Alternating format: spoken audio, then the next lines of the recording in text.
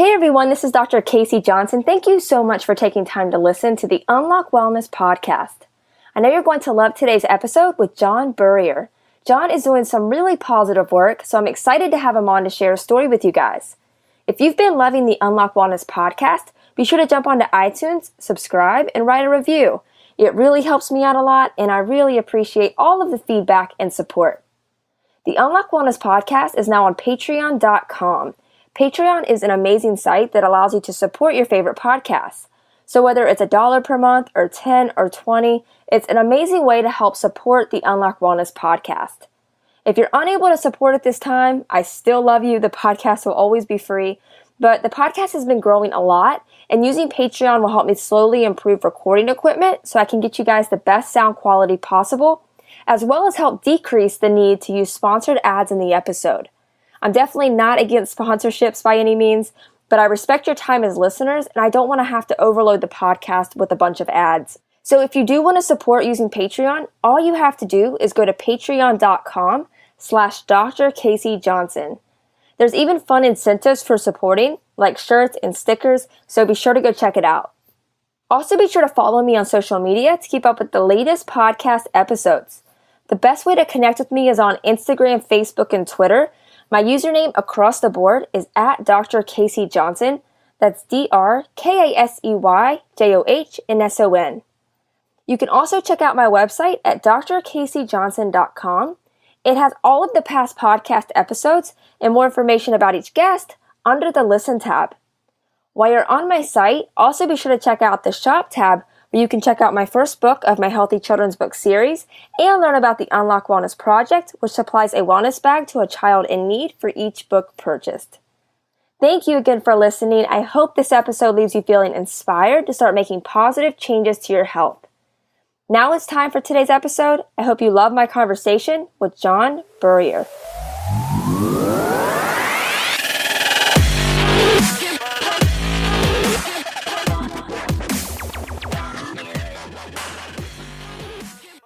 Welcome to the Unlock Wellness podcast. I'm Dr. Casey and excited for today's guest. I'm here with Jon Burrier, and Jon is a vegan endurance athlete.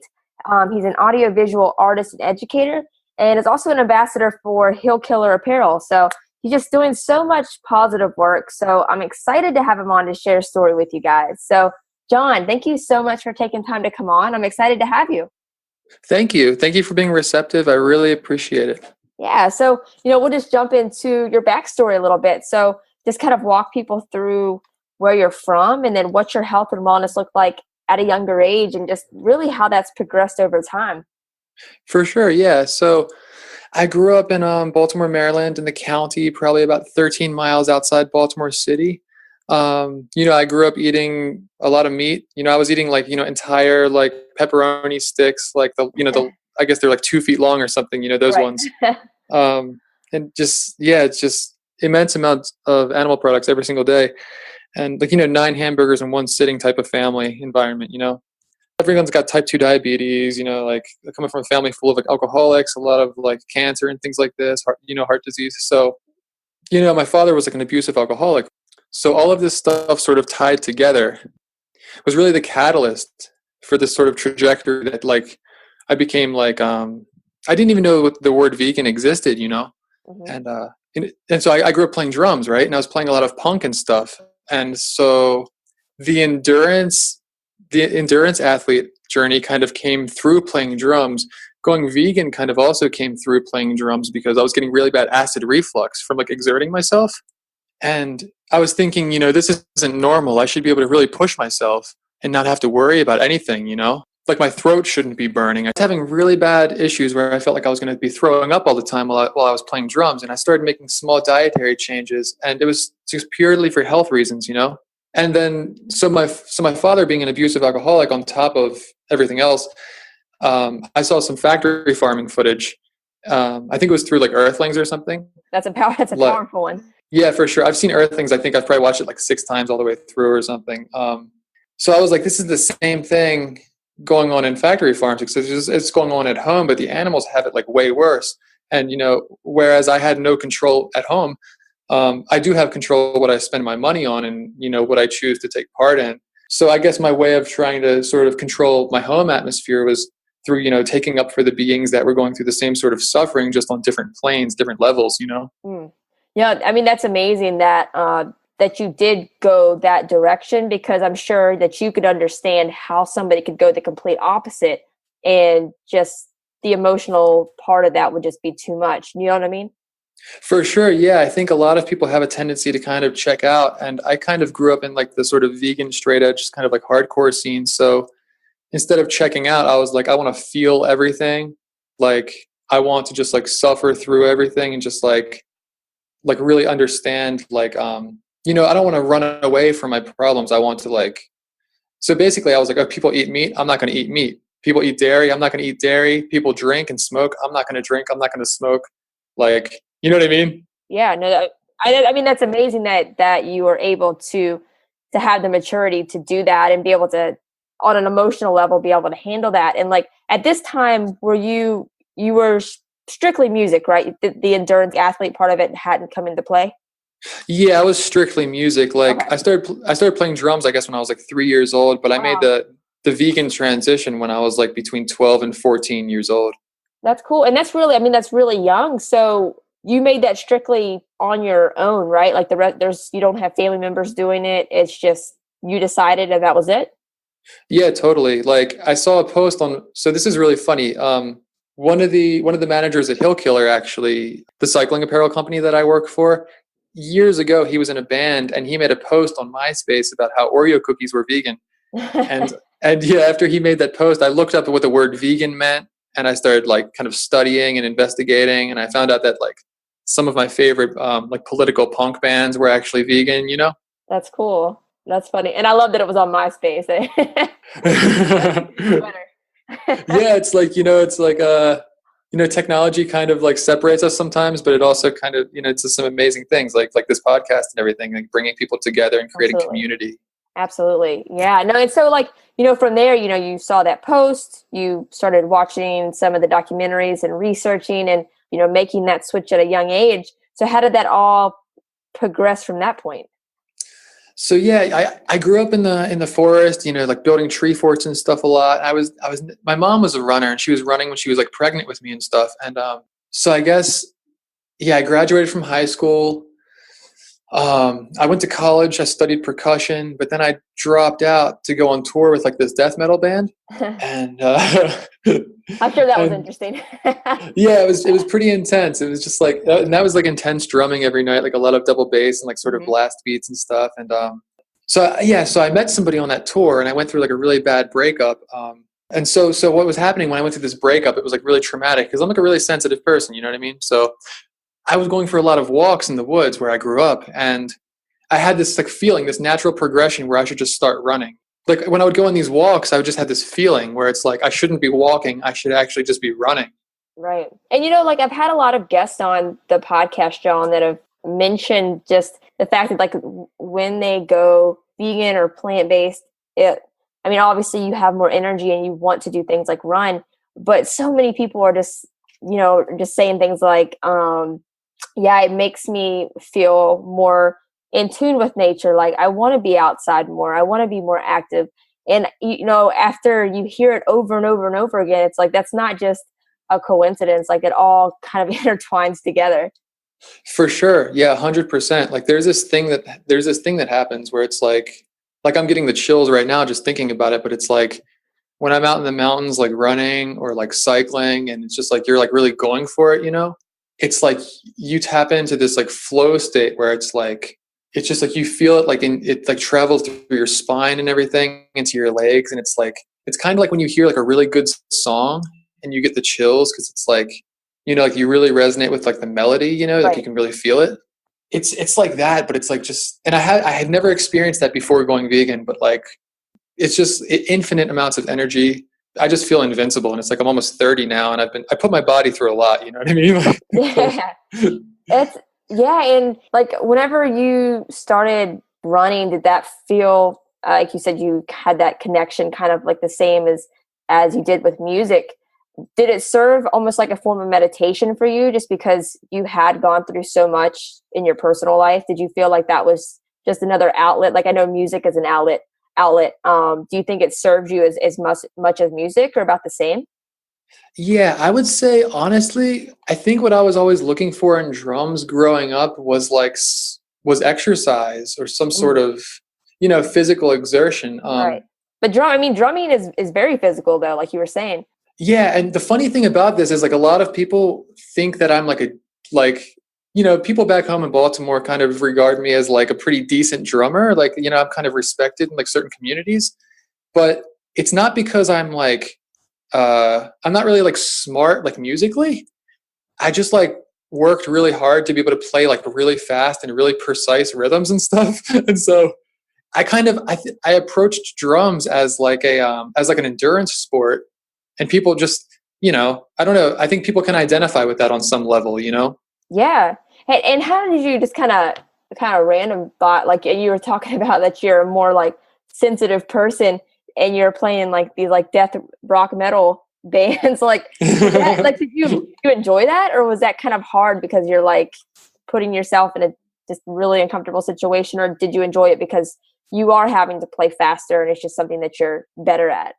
I don't really like bar culture. Like, I'm not a big fan of bar culture. So like a lot of the places we play these shows, it's like you're in a room full of just like a lot of really intense behavior. And like, like with some of the bands I've been on tour with, it's like we've toured like Eastern European countries, and you encounter like some like neo-Nazis and stuff, you know what I mean? Mm. And so a lot of the metal and a lot of the punk I've been involved with and stuff has been more like positive stuff. Like for instance, there's this band called Cat Out Decapitation, and their whole thing is just like they're like a death metal band, but all their songs are kind of about like animals having revenge on like humans. Gotcha. That's funny. Yeah, no, Yeah. that is super interesting though. And yeah, so once you started running, like were you keeping it purely just on your own time? Did you start to compete, or how did once you discovered it, how did it take off from there? Yeah. So like I'm not so I don't really I'm pretty competitive, but I don't really compete in terms of like if I'm going to go win a race, it's not for like prize money, and it's not for like bragging rights, and it's not for anything basically but like ethical veganism. So I don't really like technically ever sign up to like run races. I just show up and run the races. And like even at the beginning I was pacing. I didn't even have a watch. I was just pacing off of I would kind of like scout to see who has like really nice watches and who has like really nice shoes and stuff. Yeah. And like I would just like stick with those people, because it's like, if this guy's running like 5 or 6 minute miles, it's like I'm just going to try to stick with him and just like hold on. Ooh, that's fast though. Can you do? Is that your fastest? 5, 6? I'm working on getting back to like that sort of pace. Yeah, I took some time off because I went through another really rough breakup and I got kind of depressed. But I'm coming back. So Gotcha. No, that's really cool. And like, so you've been vegan for 15 years, right? And I think, yep, and you had mentioned to me that you've been fruitarian for 3 years. So yeah. what like led you to want to look more into like to the fruitarian side? And how did that impact you when you started making that switch? And then for people listening that may not know exactly what that means, if you would just want to kind of walk them through exactly what that means. Yeah, for sure. So like, even though I eat cooked food now, again, I still believe in my heart, like 100%, like after everything I've studied, that like humans are definitely like meant to eat fruit. Everything down to like the fact that we don't have to kill the tree and that it would just fall naturally, like Mm-hmm. once it's ripe, it'll just be there for us. Like, and the same tree just keeps producing. Like, it's like from like a permacultural sort of standpoint and everything, it just makes so much sense, right? Like environmentally speaking. Right. Right. Like ethically speaking. The way the world is now, it's kind of rough because there is some blood involved in like fruit and like with everything. But yeah, so like high water content, fresh, ripe, preferably organic, just fruits and so mono mealing was kind of like my thing. So I would just like sit down and eat like 30 mangoes at a time, or like I would do like the 30 bananas a day thing, like 10 for breakfast, 10 for lunch, 10 for dinner. And I felt great. I like that was actually when I was running my fastest times. Really. And for people listening, that he had mentioned mono meal, and that's just basically like he had said, like whenever you're eating the same food for a meal or for, sometimes he was saying like for all of his meals, and correct me if I'm wrong, John, but the reason a lot of people do mono meals is just because of the ease of digestion and just having more energy because the digestion's easier because you're not mixing different food types. Yeah. And like, yeah, the whole like food combining thing. Right.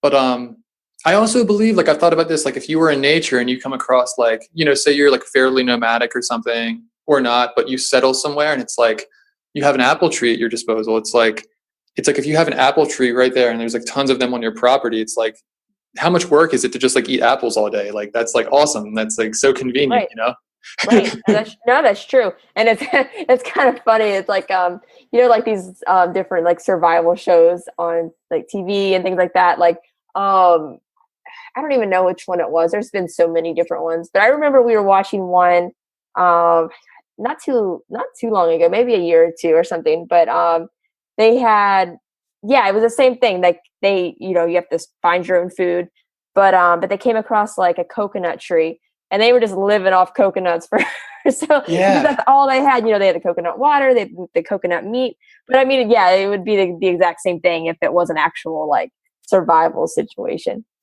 Yeah. It's like, honestly, to be able to sustain life, it's really not like so complicated. Like, there's a lot of business in trying to make nutrition seem like really complex, but it's not really like, you know what I mean? It's not like they make it sound, it's not how they make it sound, Right. Yeah, no, like you said, it is a business, and the more that they can market to different weight loss or cleanse or detoxes, it's obviously it's going to continue to make money. So it's just learning how simple it is and how, it just doesn't have to be as complicated as people make it seem.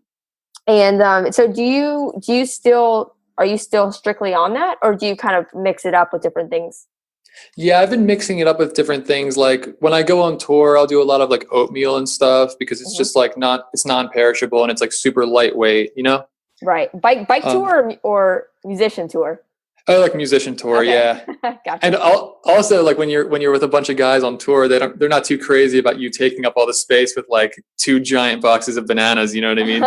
80 watermelon. Yeah, exactly. Yeah. Funny. So are you touring right now? No, actually, so I moved out to Colorado with my girlfriend. We're like trying to live here for a year and see how it goes. And but yeah, it's been good. The cycling and the hiking and the running and everything. And like there's like this really nice raw food spot right down the street that has like these great like lavender smoothies. That's awesome. Boulder, Colorado is so ahead of everybody. Well, there's obviously places like LA and that are doing really well with choices as well. But Colorado is doing amazing at keeping so many healthy options available. Yeah, for sure. And like you do a lot of work with the brand Hill Killer. So do you want to talk a little bit about like what they do as a company and how you got like associated with what they're doing? Yeah, for sure. So yeah, that was the dude who made the Oreo post like way back in the day. Mm-hmm. And so I kind of had our bands used to play shows together and stuff. And my girlfriend and I went to an Art for Animals. It was like a fundraiser, I think, like a benefit. And Brian from Hill Killer was at the benefit, and we got to talking, and he found out that I rode bikes and stuff. And so I started like modeling for some photo shoot stuff. Then eventually he asked me to like join the team.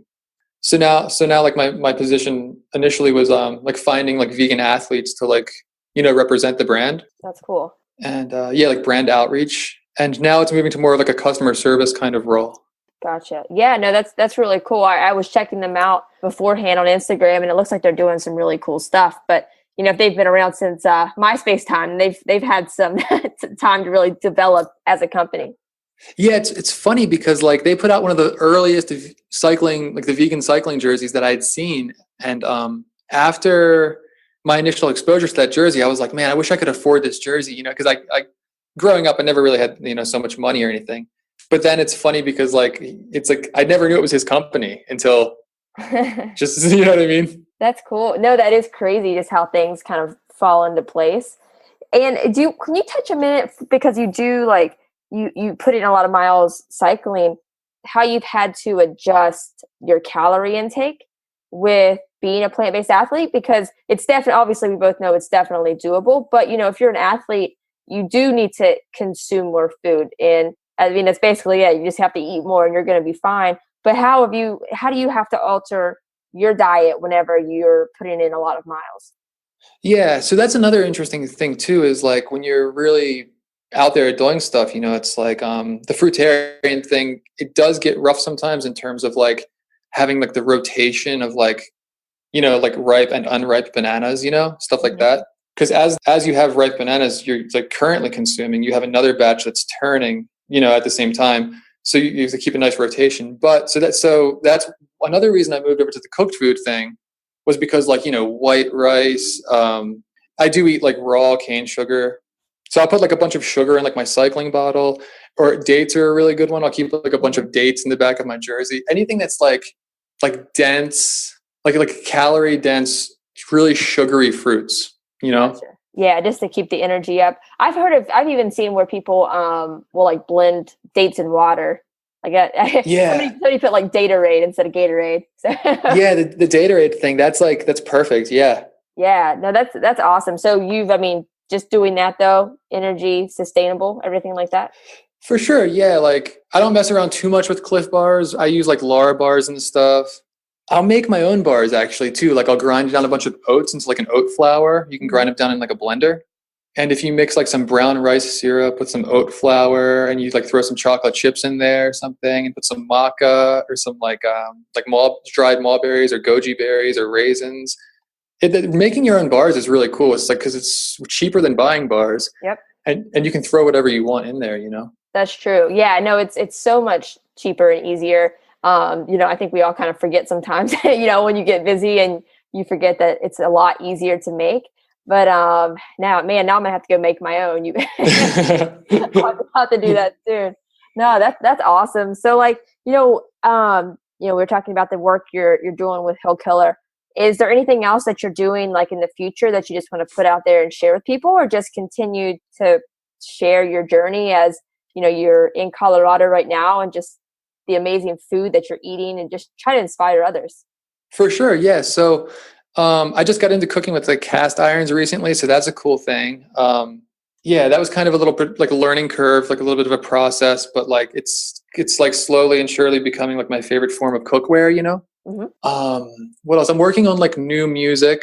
Let's see. Hill Killer has a new jersey out, a vegan flag jersey that's really cool. It's like green, white, and blue, and it's really beautiful. I think they have it out. They have it out in like a running jersey and like a cycling jersey, like a full kit. That's cool. Do they have tri-suits as well, or do they just stick to the running and cycling? They do. I think I do believe we have like a little bit fewer tri-suits, but the really cool thing about Hill Killer is there's no minimum order for like custom purchases. So you can just order like one of something.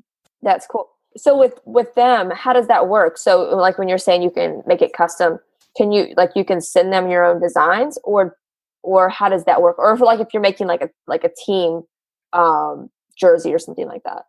For sure. Yeah. So like if you're a graphic designer and you like kind of, or even if you're not and you just know how to use like Photoshop and stuff, we have like a template that you can like download. Or we also do have like an in-house designer where you can just send in your graphics and we can kind of like work on things and then send it back, to the customer and see like if they like what we've done. Yeah, we really do love like team orders and stuff because it's beautiful seeing like 30 people just like, wearing your gear, and it's just like Right. it looks so good. That's awesome. No, that's really cool. I'm excited to check them out more. And and Jon, what is the best way for people to follow you on social media? That way they can keep up with everything that you're working on. Yeah, so I have a blog right now called The Long One because I'm like 6'4", 6'5" or something. And that's been fun. It's just writing about adventures and journeys and stuff in Colorado. Good places to hike when people come out here, and just kind of like reviews almost of like mountains and trails and stuff. That's cool. Yeah, that's probably the best spot is like the blog and Instagram. Gotcha. And what's your username for Instagram? Yeah, I think it's just Instagram.com/Jon Burrier. So just JON and then BURRIER. Awesome. Yeah, I'll put both of those in the show notes. That way people can just go click and give you a follow and add you on there. And and Jon, just closing question that I ask every guest. But if you just had one piece of advice for the audience, maybe it's been something that's been your biggest takeaway so far in your wellness journey. But if you just had one piece of advice to give, what would it be? Man, that's rough. Let's see. See, I feel like I can't just say one thing. I have to say more. It's like, the most important things. So like, don't take people in your life for granted. Like love everyone, appreciate everyone, and respect like where they're coming from. You know what I mean? If you get angry, don't be consumed by your anger. Step outside yourself and see things from another perspective, and like really don't be entrenched in your own sort of pain. Connect with the natural world around you. Don't leave trash, like don't litter, like recycle, compost, and just like respect animals, just respect the planet. Just like, you know what I'm saying? It's like the opposite of like a sort of nihilistic kind of perspective, Right. No, I love that, Jon. It's perfect. And just thank you so much for taking time to come on. I'm excited to see the work that you put out there, and just, just excited to see all the positive work you do. So just thank you so much. Thank you. I really appreciate this opportunity. It means a lot. Thank you guys so much for listening to today's episode. I hope you loved my conversation with Jon. He's doing so much positive work, so be sure to give him a follow on social media to keep up with everything that he's been working on. You can find his social media links that we talked about in the episode in the show notes, but you can also find them on my website as well at drkaseyjohnson.com. That's drkaseyjohnson.com. Click on the Listen tab. Then from there, you'll be able to see all of the past guests that have come on the Unlock Wellness podcast, read a little bit about each guest, and be able to click on their social media links, websites, all of that. So all of Jon's information can be found on my site as well. If you guys loved today's episode with Jon, be sure to jump onto iTunes, subscribe, and write a review. It really helps me out a lot, and I really appreciate all of the feedback and support.